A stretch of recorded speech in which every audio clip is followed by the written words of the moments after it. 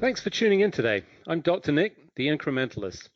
Join me as I seek out the small incremental changes being applied in other industries that we can learn from and that can be applied in healthcare. Can these changes bring immediate value, but also add up to the big improvements and revolution we need in healthcare?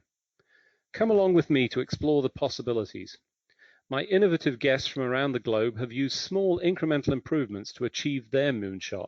And today I'm delighted to be joined by Mark Dorner. He is the co-founder of PreciseMDx. Mark, thanks for joining me today. Thank you, Dr. Nick. Appreciate it. So if you would, tell the listeners a little bit about your background and how you arrived at this point, please.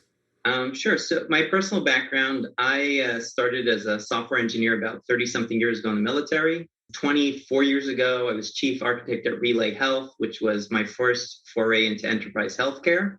Later, it was acquired by McKesson.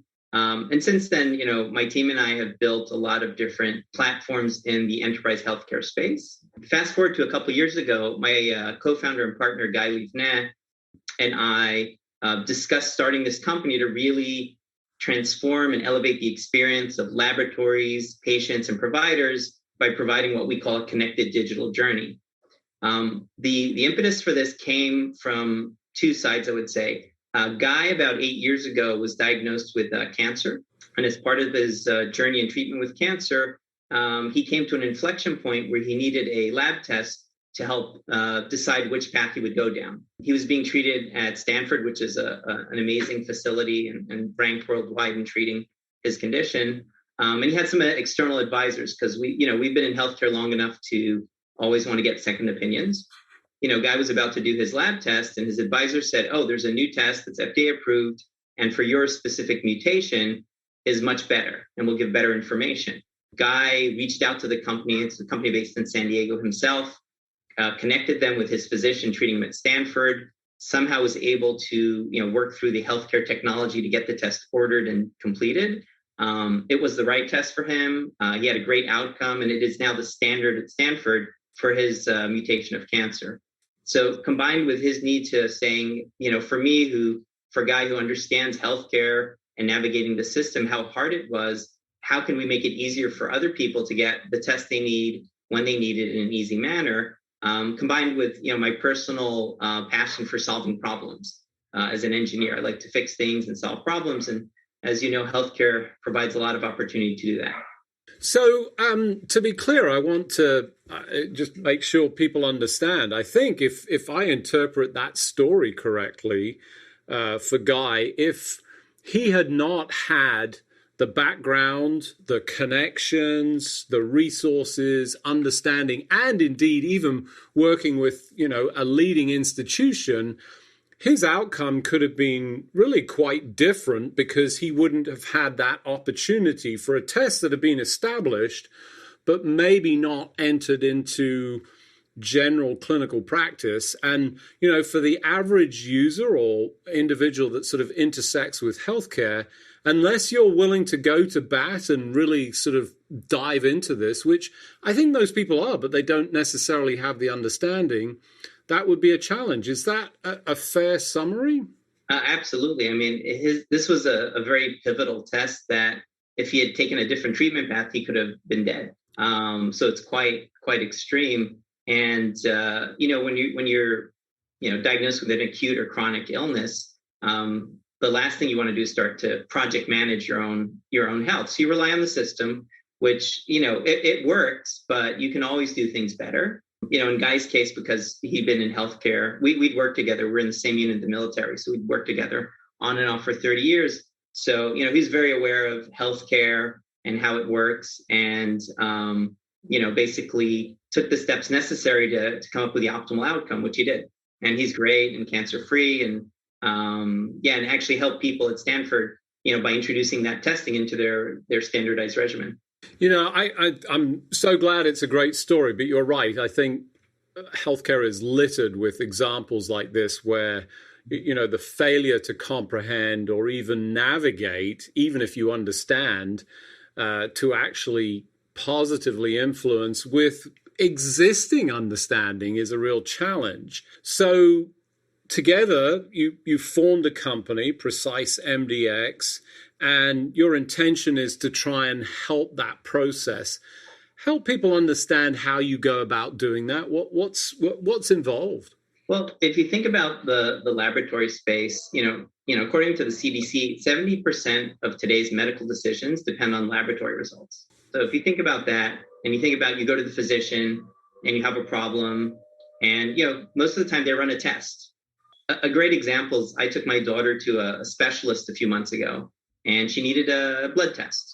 So the specialist, staff hand me a piece of paper and say, take this paper to one of the labs next door down the block and, do that. So I take my paper, I walk next door to the lab, I give them my paper, they give me more paper, I fill out their paper, my daughter gives them some blood, we go home, and then silence. So I wait a couple of days because I think, this is a test that takes a couple of days. I email my physician, which is new, you can email them now. And I say, hey, any results? And they're like, we don't know. I'm like, okay, but we'll get back to you. The next day they say, well, we got the results, everything's fine. And I say, can I get a copy of the lab report? They're like, well, you need to reach out to the lab for that. So and that's very typical in healthcare. By what we do, by creating this connected digital journey, using technology to, from the start, connect the patient to it, giving them transparency to the process, that makes everything more efficient, increases satisfaction.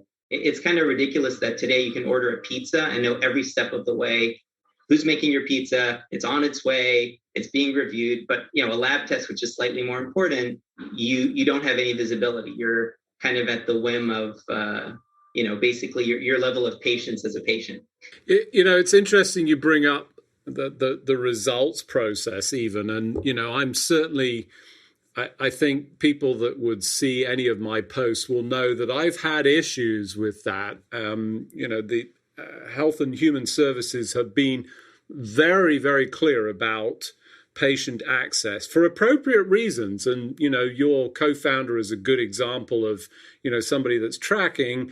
But if you think about a pivotal moment in cancer diagnosis, that test result coming back, but not being available, positive or negative, is either will cause initially just stress because you're waiting, and then ultimately if it gets forgotten, which we've seen.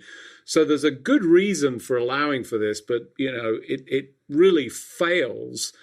So you're essentially trying to connect those dots for the patients, right, for the providers, so that now this becomes like the pizza delivery where, I can almost track my mushroom to the point on, the pizza, I think.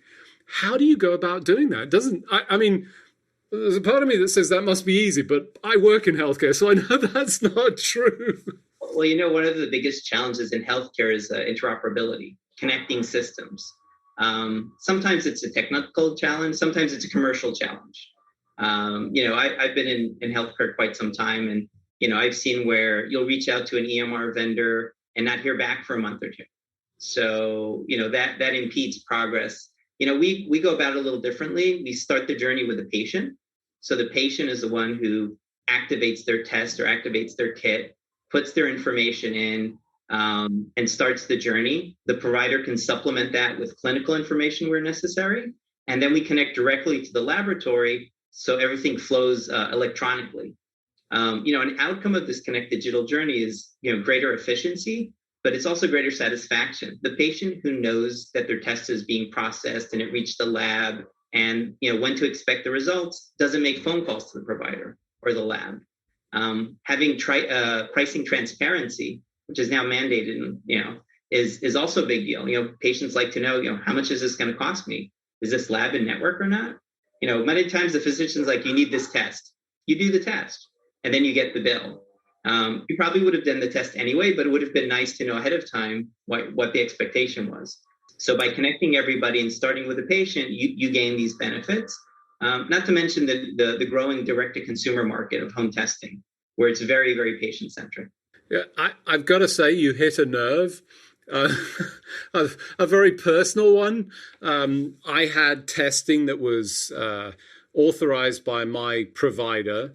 The healthcare insurer rejected that test the over $1,000 bill for a test that was, in our view, clinically valid showed up. I submitted an appeal to the insurance company who, wow, shock horror, said, no, we were correct. I actually went through the process as an external review process, and they came back and said, no, this was an appropriate use of clinical resources, and my bill dropped all the way down.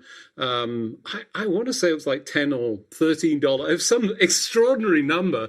And that's only because, like your co-founder, I have some of that. So it sounds like you're essentially presenting a pathway for individuals to help them through that process, A, so that they don't have the surprise, and B, to present and allow that control. It feels like putting the patient at the center may seem simple, but I feel like that's a critical element to this.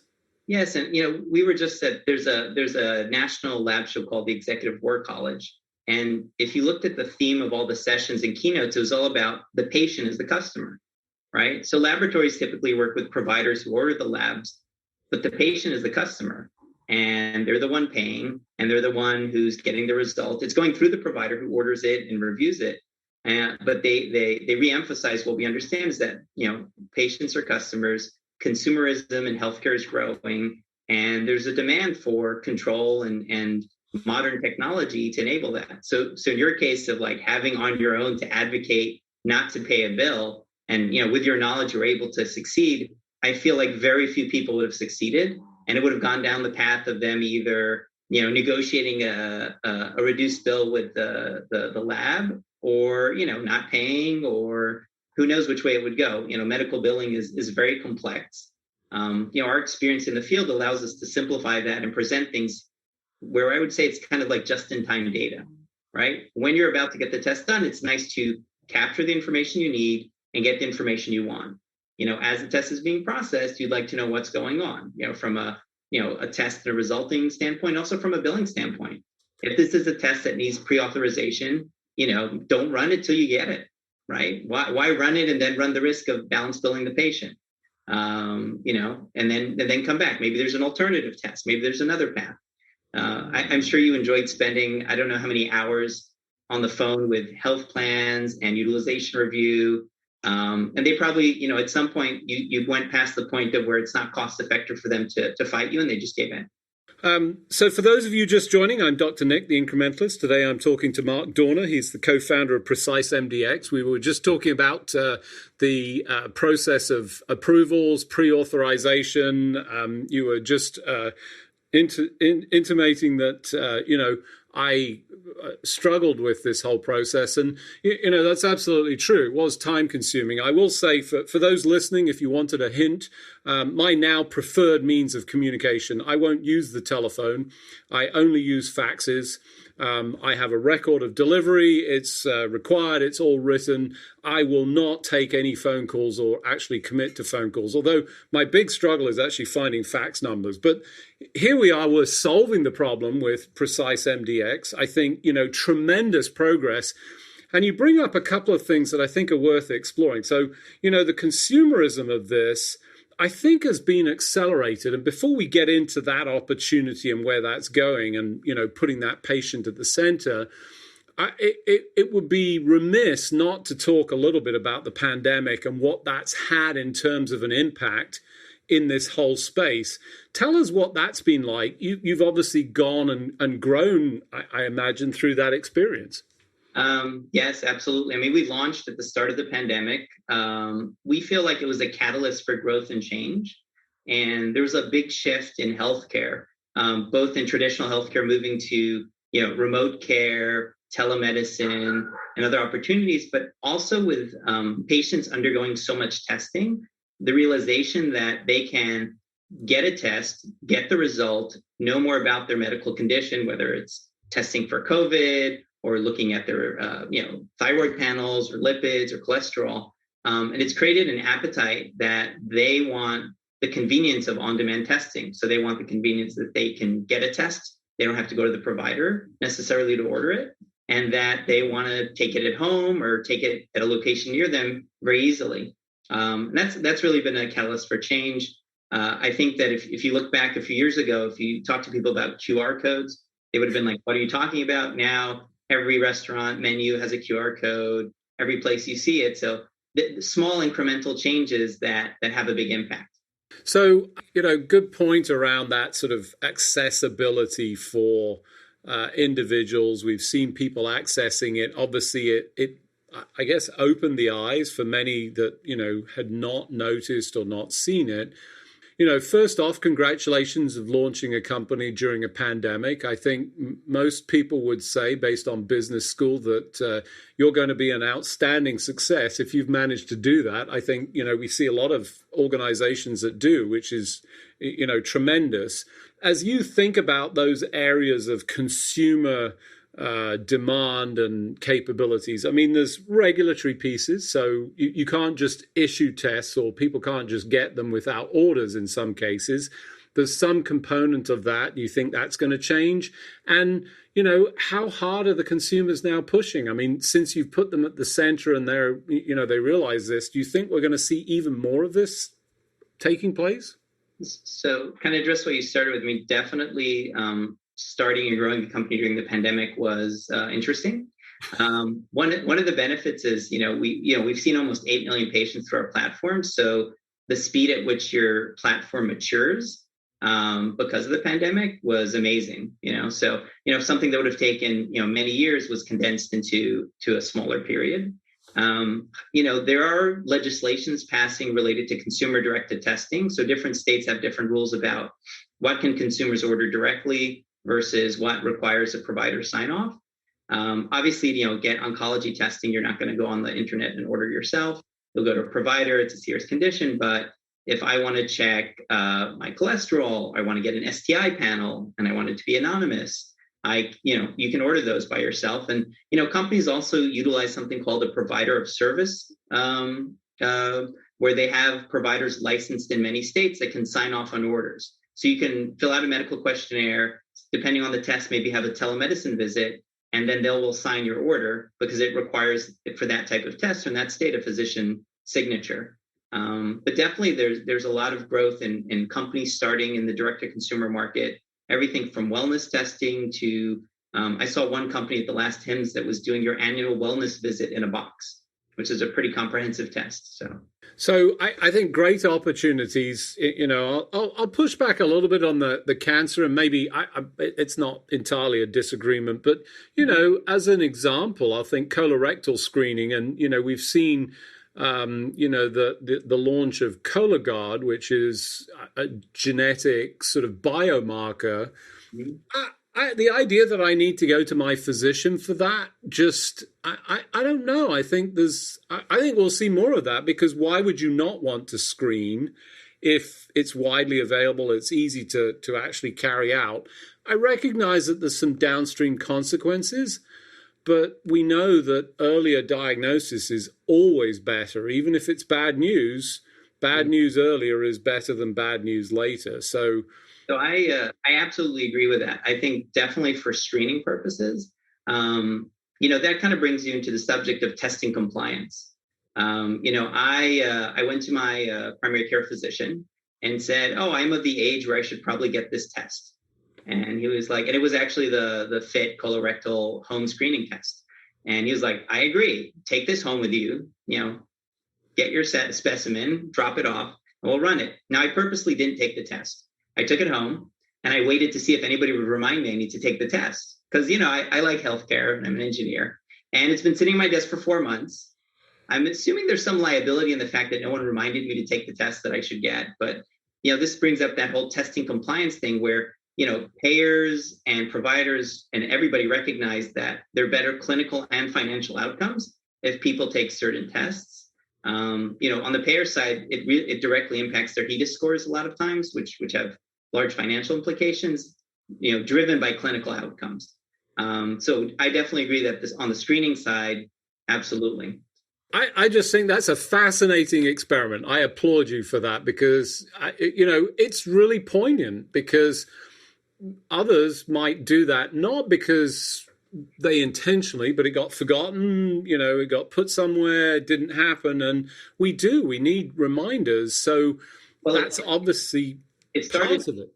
unintentionally, but now I'm actually just waiting to see if someone's going to say something. I probably should really take that test now. Well, I'm not going to step into that particular quagmire, but I love the experiment because I think this is the way that we fix healthcare, to understand those breaks and failures.